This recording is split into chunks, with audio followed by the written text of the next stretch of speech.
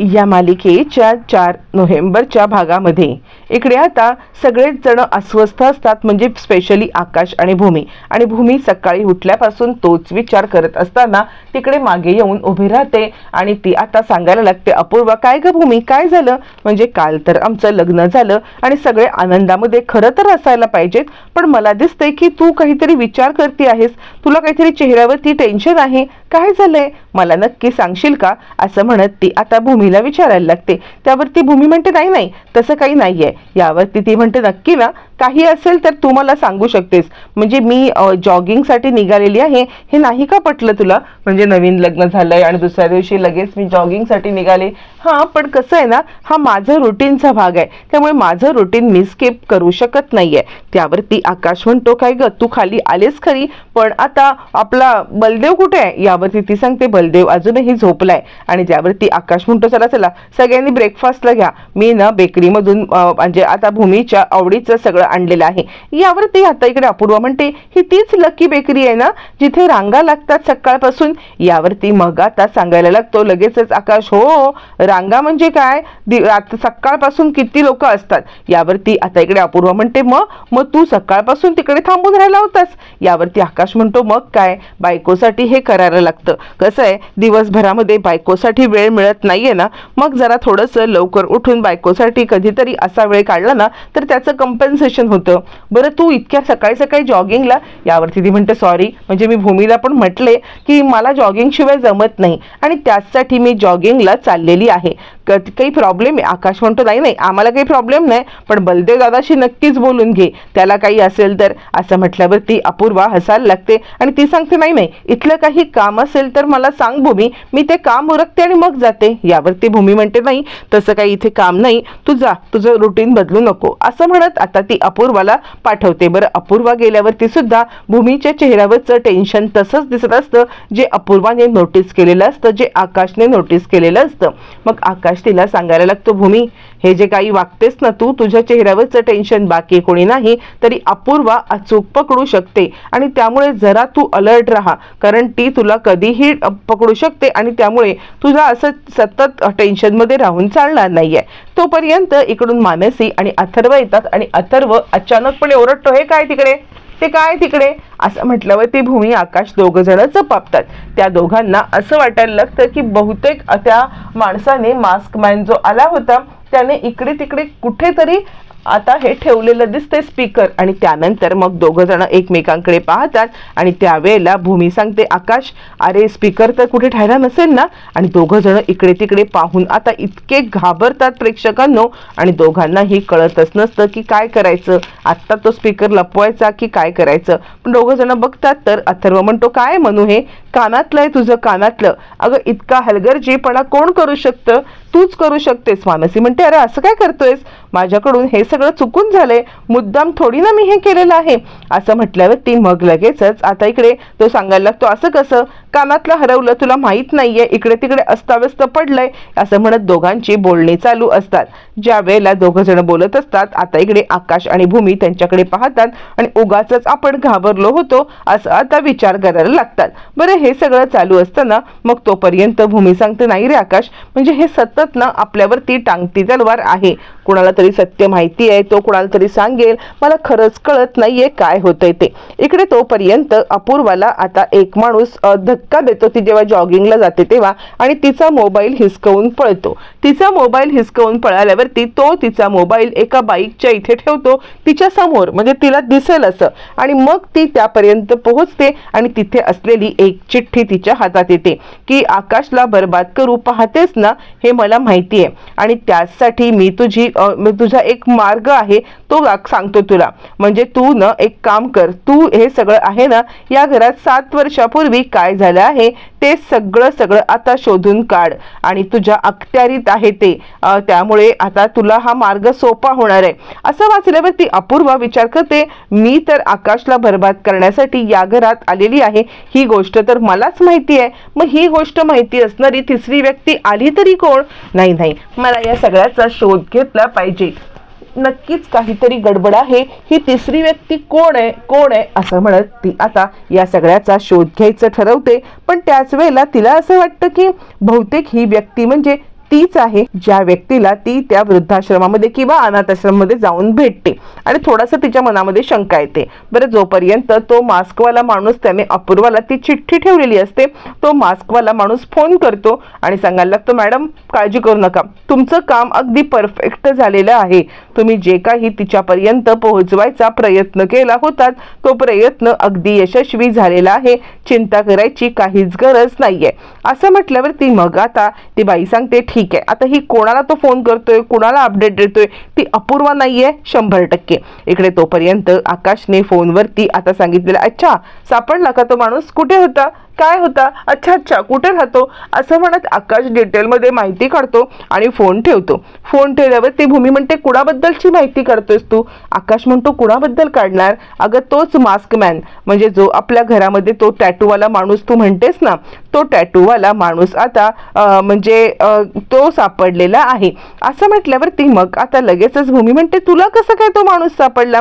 यावरती आकाश म्हणतो, काही नाही अगं, तू तो टॅटू सांगितलास ना, मग मी टॅटू आर्टिस्टला भेट घेतली बऱ्याचशा, आणि हा टॅटू कुणी बनवलाय किंवा हा टॅटू कुणासाठी बनवला घेतलेला आहे, या सगळ्याची म्हटलं आता आपण माहिती इत्यंभूत काढूया. आणि त्यासाठी मी या सगळ्याचा शोध घेतला, तेव्हा तो टॅटू काढणारा माणूस माझ्या समोर आलेला आहे.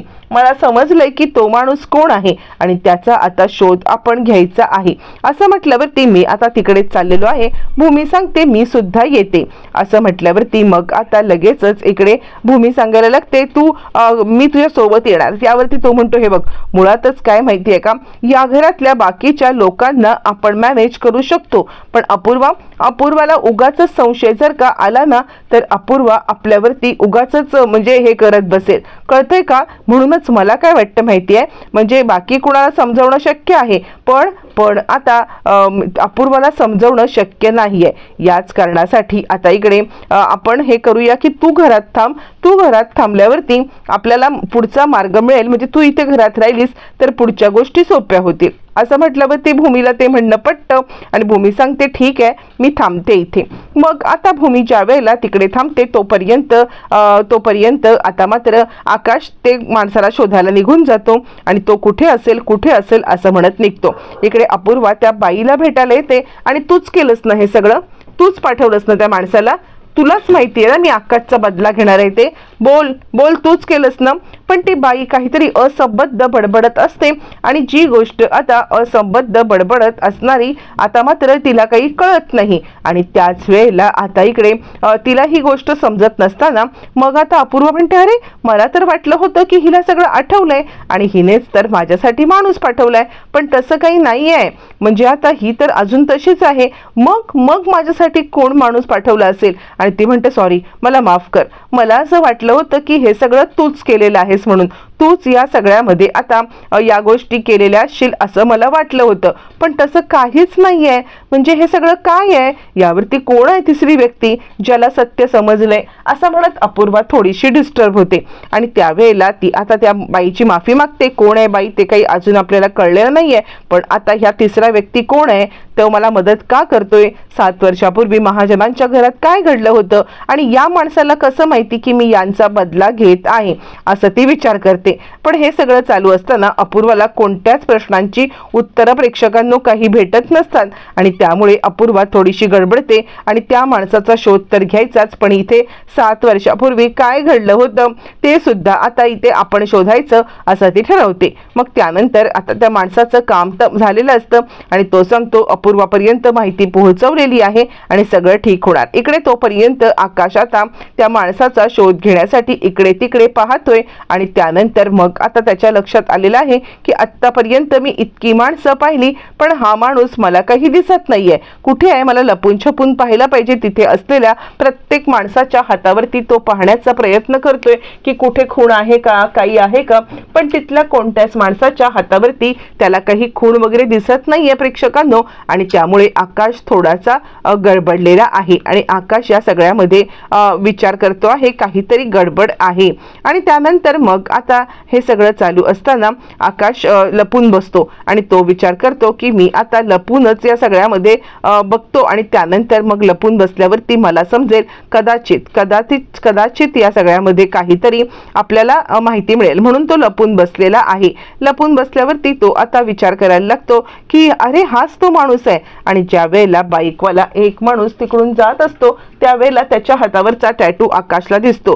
तो त्या टपरीवरती बाईकवाला माणूस आलेला आहे आणि त्यामुळे आकाश आता विचार करतो हा तोच माणूस आहे, म्हणजे टॅटू आर्टिस्टने मला बरोबर माहिती दिली होती की हा माणूस इथे येईल म्हणून. असं म्हणत आता इकडे तो त्या माणसाला पकडण्यासाठी त्याच्या मागे मागे जात आहे. आणि त्यानंतर आता इकडे म्हणजे लगेचच आता आकाश त्याचा पाठलाग करतो, ए थांब थांब. पण तो माणूस आकाशला याच्यामध्ये पाहतो मिररमध्ये आणि यावरती तो माणूस विचार करतो नाही, यांनी मला पकडल्याच्या आधी मला निघायला पाहिजे आणि तो तिकडून निघतो. इकडे तोपर्यंत अपूर्वा आता फोन करते आणि फोन करून आता इकडे ती रागिणी पटवर्धन ही केस ओपन करायला सांगितते आणि त्यावरती ती सांगते, हे बघा 7 वर्षापूर्वी जे काही घडलं होतं रागिणी पटवर्धन केसमध्ये ते सगळे डिटेल मला पाहिजेत. काय? पटवर्धन केस ओपन करायची. असं म्हणत असताना ती आता ते चिठ्ठी सुद्धा हातात घेते. जी चिठ्ठी हातात घेऊन ती विचार करते कोण आहे आणि ती पुन्हा एकदा चिठ्ठी पुन्हा वाचण्याचा प्रयत्न करत असताना तिकडे बलदेव येतो आणि अपूर्वा असं म्हटल्यावर ती पटकन ती चिठ्ठी आता चुरगळते आणि त्या पर्समध्ये टाकते. बलदेव हे पाहतो आणि काय ग, काहीतरी माझ्यापासून लपवती आहेस का? यावरती ती म्हणते काय लपवते? यावरती बलदेव म्हणतो मी बघितलं, काहीतरी चिठ्ठी किंवा कागद तू आतमध्ये टाकलास. यावरती लगेचच आता इकडे ती सांगायला लागते, नाही रे, म्हणजे मी खरं तर तुझ्यासाठी चिठ्ठी लिहित होते. असं म्हणत अपूर्वा धादांत खोटं बोलते. यावरती बलदेव सांगायला लागतो माझ्यासाठी? मग माझ्यासाठी चिठ्ठी लिहितेस तर मला ती चिठ्ठी दाखव तरी. चिठ्ठी लपवून काय ठेवतेस तू? यावरती ती सांगते नाही, अजून चिठ्ठी लिहून पूर्ण झालेली नाहीये. मी चिठ्ठी लिहून पूर्ण झाली की तुला दाखवेन, चालेल ना? बलदेव म्हणतो न चालायला काय झालंय, चालेल पण. त्यावरती म्हणते पण बिन काही नाहीये. बलदेव म्हणतो किती सुंदर दिसतेस तू, म्हणजे लग्न झाल्यावरती दुसऱ्या दिवशी बायको ज्या वेळेला अशी फ्रेश होऊन आपल्या समोर येते ना तेव्हा इतका आनंद होतो म्हणून सांगू, आणि हा आनंद मला आता खूपच झालेला आहे. यावरती ती म्हणते खरंच मी सुंदर दिसते का? यावरती तो म्हणतो सुंदर म्हणजे सुंदरता सुद्धा फिकी पडेल असं दिसतेस तू. असं म्हणत तो तिच्या सौंदर्याचं कौतुक करत असतो. पण प्रेक्षकांनो कुठेतरी बलदेवच्या मनामध्ये शंकेची पाल आलेली आहे, चुकलेली आहे की अपूर्वा आपल्यापासून काहीतरी लपवते. आणि तो तिकडून निघून जातो आणि विचार करतो नाही, काहीतरी गडबड आहे. म्हणजे मी तिकडे गेल्यावरती अपूर्वा चपापली का? ऍक्च्युली तिला घाबरण्याचं काय कारण होतं? नाही, काहीतरी गडबड आहे. ती माझ्यापासून काहीतरी लपवते का?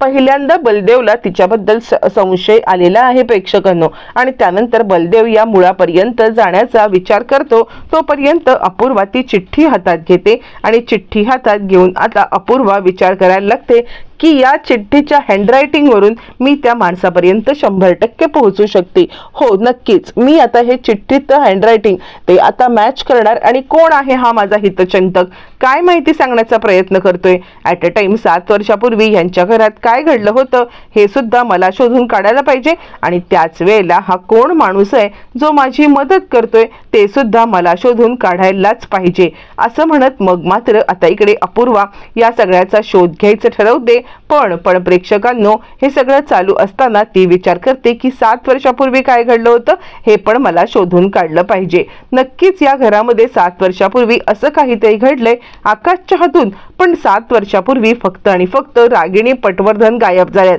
म्हणजे त्यांच्या संदर्भातलं काहीतरी असणार आहे.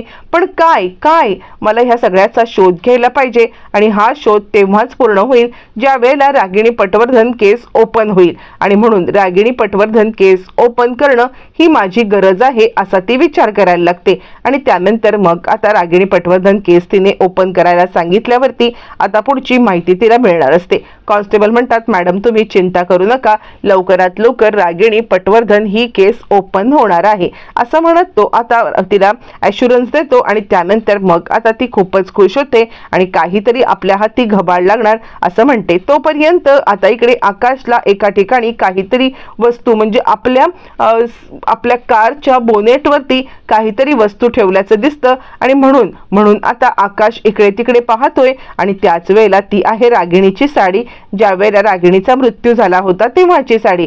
मग आता इकडे ती साडी पाहिल्यावरती आकाश ती घेऊन भूमीकडे येतो. भूमी ती साडी बघून घाबरते आणि म्हणते म्हणजे आकाश जी व्यक्ती आपल्याला म्हणजे हे करत आहे ना ब्लॅकमेल, किंवा आपल्याला त्यांनी ऑडिओ पाठवला, तर ती व्यक्ती खोटं बोलत नाहीये. नक्कीच ही साडी तिच्याकडे आहे, म्हणजे तिने नक्कीच पाहिलेलं आहे रागिणी आत्याला आपण मारताना. आता काय करायचं? आकाश म्हणतो शांत हो भूमी, बघूया आपण. आकाश थोडासा पॅनिक झालाय, कारण आता जे काही सापडलंय त्याच्यामुळे. आता नक्की पुढे काय घडणार पाहणं रंजक ठरणार.